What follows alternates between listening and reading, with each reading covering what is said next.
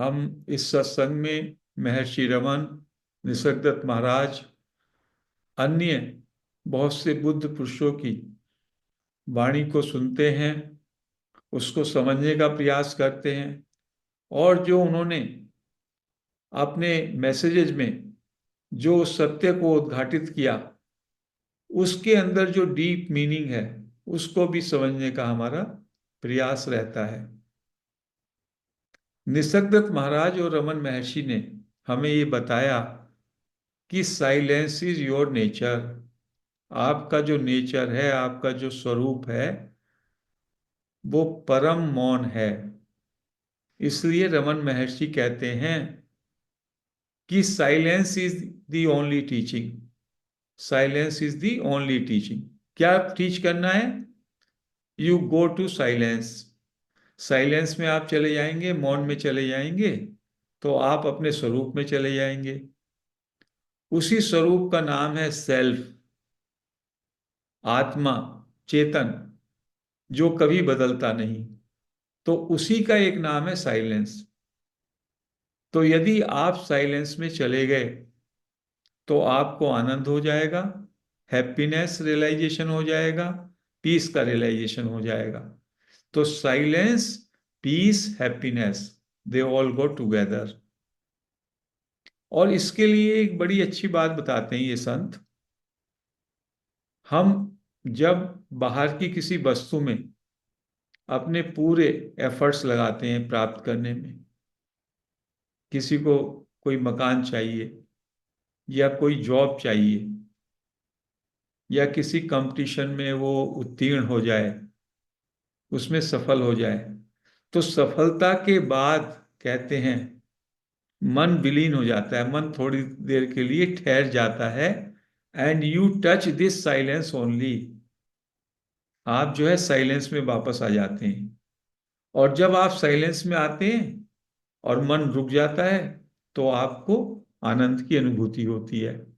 और आप समझते हैं चूंकि हमने ये चीज पाई, जिसकी आपने चाह की थी, वो आपको मिल गया, इसलिए आपको खुशी हो रही है। लेकिन खुशी क्यों हो रही है? कि जब चाह की पूर्ति हो गई तो एक क्षण के लिए आप अचाहा हो गए। तो बुद्धा ने यही कहा। बुद्धा ने क्या विजडम दी हमको? Desire is cause of suffering. तो पहले हम एक डिजायर को पैदा करें, फिर उस डिजायर को महीनों, वर्षों, जन्मों में उसको प्राप्त करेंगे डिजायर को। And then there will be end of that particular desire. और उसके बाद जब उस डिजायर की पूर्ति हो जाएगी, तो एक इंस्टेंट के लिए हमारा मन रुकेगा, and we will touch that silence, and we will return to our source. तो इन बुद्ध पुरुषों ने क्या कहा कि इतना लंबा रास्ता आपको तय करना है। पहले आपके अंदर एक चाह उठेगी, फिर उस चाह के लिए आप अपने बॉडी, माइंड, सारे एफर्ट्स लगाएंगे, फिर वो चाह पूरी होगी। चाह पूरी होगी तो आप अचाह हो जाएंगे एक क्षण के लिए, और उस अचाह में आपके अंदर साइलेंस आ जाएगी और आपको आनंद की अनुभूति होगी। और तभी भी आपके अंदर अज्ञान रहेगा कि ये चाह जो मेरी पूर्ण हुई, इसलिए मुझको आनंद की प्राप्ति हुई। आनंद की प्राप्ति क्यों हुई आपको? क्योंकि चाह के पूर्ण होने पर आप अचाह हो गए। तो यदि आप अचाह शुरू में ही रहें तो आप साइलेंस में रहेंगे, तो आप अपने सोर्स में रहेंगे। क्योंकि चाह का होना ही मन का होना है, और चाह ना रहे तो मन रहता ही नहीं है। चाह, इस क्षण में चाह है ही नहीं। चाह के लिए पास्ट में जाना पड़ेगा और फ्यूचर की कल्पना करनी पड़ेगी। इन दी दिस मोमेंट, यदि आप एक क्षण में ठहर जाएं तो आप चाह रहित हो जाते हैं।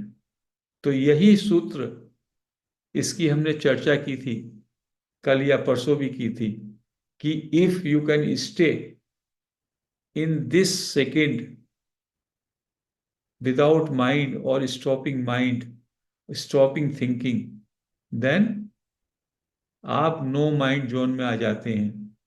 और एक सेकंड यदि आप ठहर जाएं और अगली आने वाले क्षण पर नजर रखें, तो ये जो क्षण है, एक सेकंड, यही आपको लगातार ठहराता हुआ चलेगा। तो ये संत कह रहे हैं कि करोड़ों जन्मों से आप में यही भटकाव है कि एक सेकंड के लिए भी मन से आप अलग नहीं हो पाए, मन को आप अलग नहीं कर पाए अपने ट्रू नेचर में, एक सेकंड के लिए भी नहीं ठहरे। कबीर का भी कोई दोहा है, कहता है एक क्षण, एक घड़ी, कहते हैं घड़ी और भी सेकंड से भी छोटी होती है, उसका भी उतना भी तुम नहीं ठहर सकते, उसके आधा, उसका आधा भी नहीं तो उसका चौथाई, बस आप ठहर जाओ, आप ठहर जाओ। तो क्या कहता है, उसके बाद मुक्ति आपके पीछे आएगी। एक उसका देहाती ढंग है कहने का कबीर साहब का।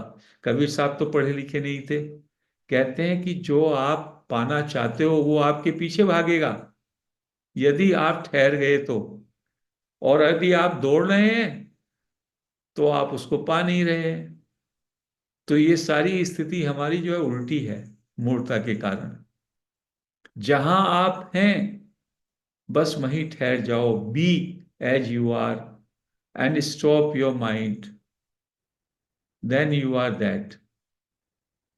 इसी बात को उन्होंने कहा है।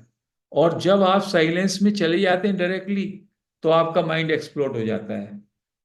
दो तरीके हैं, या तो पहले माइंड को एक्सप्लोड करें, मेडिटेशन में माइंड पे हम माइंड की हैमरिंग करते हैं, और इसमें उन्होंने कहा माइंड को बाईपास करके यदि आप अपने सोर्स पे आ गए तो माइंड खुद ब खुद ही एक्सप्लोड हो जाएगा, दरकिनार हो जाएगा।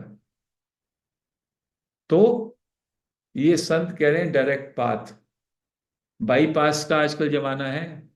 हार्ट में आपका बाईपास होता है, सड़कों में आपका बाईपास हो जाता है। एक शहर को उस शहर के बीच से निकलना के जाना था आपको पहले, आपको यदि बॉम्बे से नासिक जाना हो तो थाने से होके गुजरना था पहले। अभी बाईपास बना दिया, थाने नहीं पड़ेगा। और भी शहर हैं वो नहीं पड़ेंगे बाईपास। तो ये बाईपास है। आप इमीडिएटली साइलेंस में माइंड को छोड़ के साइलेंस में चले जाएं। तो साइलेंस में जाएंगे तो उसके बाद माइंड का जो, माइंड की हैसियत है, माइंड जो है वो विदीर्ण हो जाएगा, विलीन हो जाएगा, एक्सप्लोड हो जाएगा। तो you can transcend the mind. मन से दो तरीके से आप पार कर सकते हैं, मन को शांत करके, मन का परिष्कार करके, मन के, मन से पार जाएं, मन की स्वीकृति से पार जाएं, और एक मन को बाईपास करके सीधे साइलेंस में चले जाएं। तो you just jump, you just take a jump and touch the silence within you. और वो साइलेंस ही आपका सोर्स है, वही साइलेंस, सबस्ट्रेटम जिसको कहा, one substratum and one illumination. क्योंकि जब भी आप नो थॉट में होते हैं, माइंड का क्या मतलब है, माइंड का मतलब है thought. Mind is a bundle of thoughts, nothing else. विचार नहीं तो मन नहीं, निर्विचारता में आप साइलेंस में हैं। विचार होते हैं तो आप रेस्टलेसनेस में आ जाते हैं, टर्बुलेंस में आ जाते हैं। और यदि विचार रुक गए एक क्षण के लिए तो आप साइलेंस में चले गए। साइलेंस में चले गए तो आपके अंदर पीस और आनंद की अनुभूति होती है। वही ब्लिसफुलनेस है, वही स्थिति है सेल्फ की, अपने की, अपना एक्सपीरियंस, जिसको ये कह रहे हैं it can be had, it is easily had when nothing else is wanted. इसी का नाम जिज्ञासा है। आपके अंदर ये बस तर्पण हो जाए, मुझे कुछ और चाहिए ही नहीं, तो automatically you will be desireless, and in that desirelessness there will be a total silence, and in that total silence the mind will explode, because you have bypassed the mind, and that is a direct experience. वो बिल्कुल अपरोक्ष अनुभूति है, प्रत्यक्ष, वो दिखाई नहीं देती। जो हमें दिखाई देता है वो प्रत्यक्ष नहीं होता, हम उसको प्रत्यक्ष कहते हैं वास्तव में।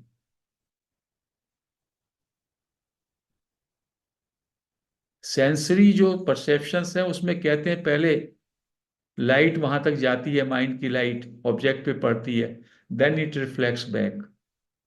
ये अनुभव जो है साइलेंस का, ये तो आप स्वयं हैं। तो उस साइलेंस को बार बार आप किसी भी तरीके से प्लंज इनटू दैट साइलेंस। और साइलेंस क्या है? जब माइंड नहीं है। माइंड क्या है? जब विचार नहीं है। विचारों का जो मूल विचार है वो है मैं विचार।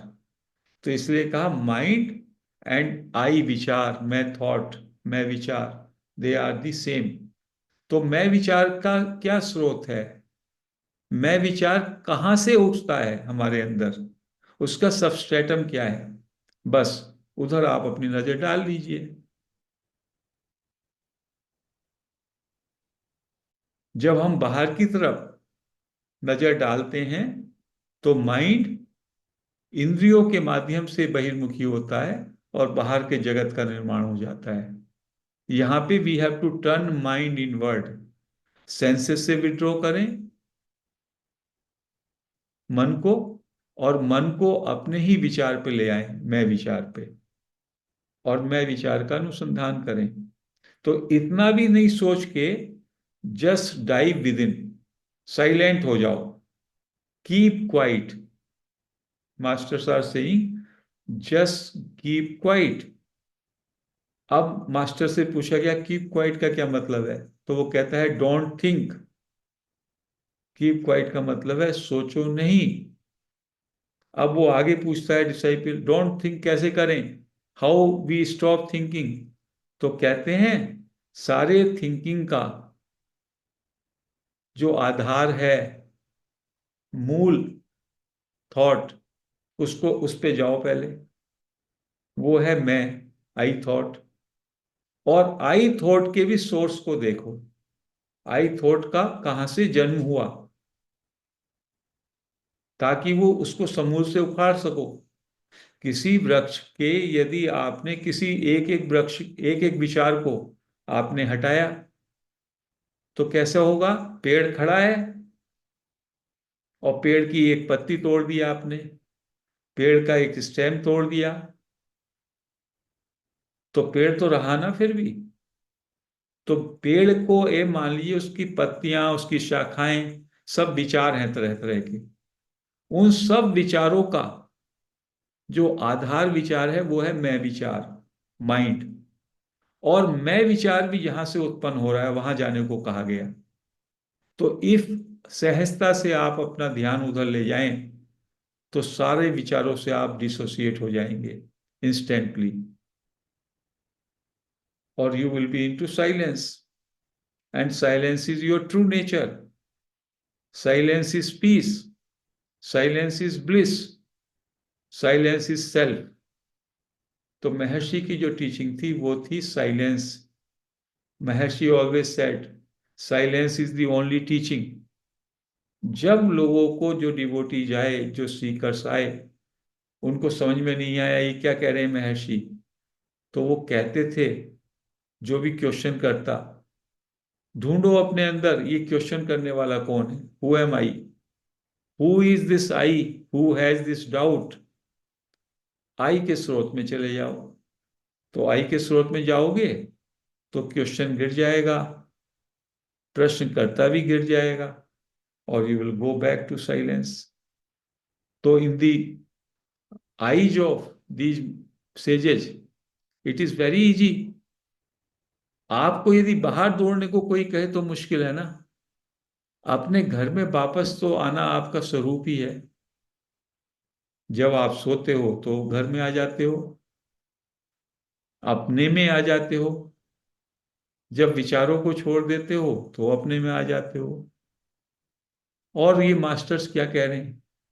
एक क्षण के लिए, आधे क्षण के लिए, just be quiet, just dive into silence, and you will realise you are that. It is so simple, so straight, so direct, जो कि किसी और मार्ग में इतना सरल और सहज नहीं लगता। लेकिन सरल भी है, सहज भी है, सुलझा हुआ भी है, और उलझा हुआ भी है। उलझाने वाला आपका मन और बुद्धि है, आपका अहंकार है। और यदि आपने इनको बाईपास कर दिया तो परमात्मा ही परमात्मा है, सुलझा हुआ है। कोई कोई जाल होता है, और जाल में कितनी नोट बनी हुई होती है। कहते हैं उसमें से यदि एक मूल होता है, कुछ मूल नोट, एक मूल ग्रंथि उसको खोल दो, तो बाकी सारी नोट खुद ब खुद खुल जाती हैं। उस सारे नेट में एक जगह ऐसी होती है जहां से वो सारे नेट का विस्तार करके एक गांठ बांधी जाती है। उस गांठ को पकड़ के खोल दो तो धीमे धीमे सारी सारी और खुलती चली जाती हैं। ऐसे ही मैं विचार की जांच कर लो, और मैं विचार का क्या सोर्स है। मैं विचार के सोर्स का केवल इतना मतलब होता है कि मैं विचार के भी और बियॉन्ड चले जाओ, उसके भी और तल में चले जाओ, तो मैं विचार विलीन हो जाएगा। और वो जो तल है वो टोटल साइलेंस है, पूरी तरह विश्राम है, पूरी तरह ब्लिस है। और वही हमारा स्वरूप है। और उसको, उसकी अनुभूति ही रियलाइजेशन ऑफ सेल्फ है। तो या तो आप बहुत सारी इच्छाएं, बहुत सारी महत्वाकांक्षाएं, बहुत सारी चाहें पैदा करते रहें। एक चाह पैदा करती हैं, और वो एक चाह ही आपका इतना समय और परिश्रम ले लेती है। और तब उसके बाद जब वो चाह पूरी होगी, तो एक क्षण के लिए आपका मन शांत होगा। You will dive, you will plunge into silence, और आपको आनंद आ जाएगा। तो ये ऐसी बात हुई, कई दिनों का, कई महीनों की मेहनत उस चाह को पूरी करने की, और उसका परिणाम एक या आधा सेकेंड का रिलीफ। तो संत कह रहे हैं तुम्हारे पास तो कितनी इच्छाएं हैं, कितनी चाह है, तो उसको पूरा करना के लिए ये जन्म नहीं, कितने और जन्म लग जाएंगे। तो इससे शॉर्टकट क्या है? चाह को पैदा ही ना होने दो, अचाह हो जाओ। अचाह हो जाओगे, विचारों से मुक्त हो जाओगे। And just keep quiet, just keep silent, just be in this moment. और जब आपको ठहरना आ जाएगा, तो you will realise you are that. This is so simple, so straight. Just keep quiet, stay in pause, pause लो बीच बीच में। चल रहे हो तो रुक जाओ, एंड प्लंज इनटू स्टिलनेस। कुछ काम कर रहे हो, फिर अपने से पूछो एम आई अवेयर। एक विराम आ जाएगा। मैं बोल रहा हूं, आप सुन रहे हैं, उसमें जो गैप है उसमें रुक जाओ। शब्दों को छोड़ दो, शब्दों के पीछे जो बैकग्राउंड है उसमें ठहर जाओ। तो धीमे धीमे, अभी हमारा दृष्टि उल्टी है, बहिर्मुखी है, और जब दृष्टि अंतर्मुखी होगी तो हमें लगेगा साइलेंस इज द बैकग्राउंड। आवाज जहां से उठती है, आवाज जहां से उठी, आवाज का सोर्स वही साइलेंस है। और आवाज जहां पे विलीन होती है, वो भी वही साइलेंस है। Everything is appearing from silence. It is staying into silence. It is disappearing into silence. Silence he awareness का दूसरा नाम है। साइलेंस ही सोर्स का दूसरा नाम है। तो we need to return to that silence. We have to be in that silence. That is our source. That is our true nature. Realizing that silence is the true realization of self. और धीमे धीमे जब हम इस सत्संग को सुनते हैं, थोड़ा उसका युक्तियां जो बताई जाती हैं संतों द्वारा उनका इस्तेमाल करते हैं, तो हमारे बौद्धिक स्तर से भी हमको एक तो समझ में आती है वो स्थिति, उसको हम उसकी अनुभूति कर सकते हैं, और उसका वैलिडेशन भी हो जाता है हमसे। पहले तो हमें कोई एक्सपीरियंस होता है, फिर हमें उसको वैलिडेट करना होता है, yes this is the experience. या तो दूसरा कोई व्यक्ति करेगा, जो टीचर है वो कहेगा हाँ ये सही है, यही है। या तो वैलिडेशन कोई और करेगा, या आपके अंदर जो अंतर्यामी है, self within you, that will validate it, then you will be okay. फिर आपके अंदर आहा मोमेंट आएगा, yes this is it, I have done. It will reveal, जब वो हो जाएगा तो आपको उसका रेवलेशन होगा, नहीं तो कंफ्यूजन रहेगा। तो बार बार आपको साइलेंस में प्लंज होना है, साइलेंस में, साइलेंस साइलेंस। जब भी ये मौका मिले 1 सेकेंड के लिए, stop thinking, just be silent.